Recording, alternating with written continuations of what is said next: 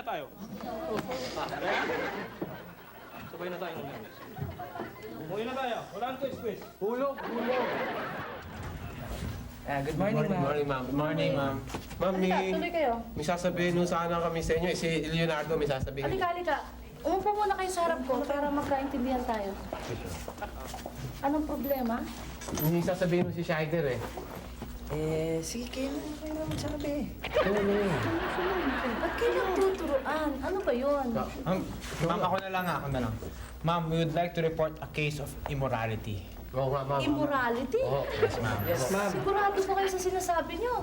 Ma'am, Tsaka tungkol kanino? yung sa bagong teacher natin, nililigawan yung isa sa mga classmates namin. Tama.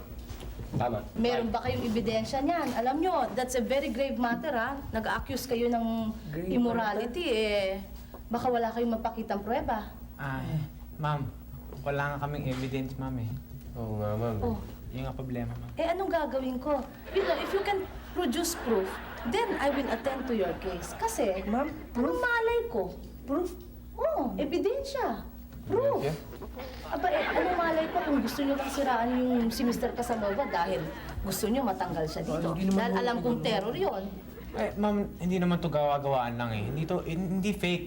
Katotohanan ho to. Oo nga, ma'am. Hindi to invento po. Bakit? Ano bang mga nakita nyo at sisabihin yung immorality? Kasi ma'am, ganito halos araw-araw na lang, kasabay niya si Dayan, yung si Mr. Casanova niyan. At saka hindi lang yan, hanggang doon sa may bahay, doon sa gate ni Dayan, naghahantay na yung Mr. Casanova niyan. Oo, inunahan kami ni Mr. Casanova. Kami ni Leonardo, inunahan kami. O, tignan mo, may ulterior motive kayo. Gusto manligaw siguro, kaya gusto nyo siraan yung teacher nyo eh. Hindi naman ho. Sobra na naman yun, ma'am. Kasi nga ho dapat ba yung laging teacher na lang ang kasabay nung mga classmate namin gano'n, babae? O ano naman kung baka nagkakataon na nagkakasabay lang. Hindi lang mo pagkakataon, hanggang sa kantin, nagkakaagawan pa. Oh. Bueno, ganito ha. Kung makakaproduce kayo ng proof, if you can produce proof, then aasikasuhin ko yan. At welcome kayong bumalik dito pag meron na kayong ebidensyang maipapakita sa akin. Maliwanag? Alam ko na. Ma'am, you'll get your proof. Okay, sige. Ibalik nyo dito, pakita nyo sa akin, then we will attend to this. You'll get it, ma'am. Halika. Paano magkakaroon tayo ng proof yan? Ako nang bahala doon. Ako bahala doon. Bahala ka na.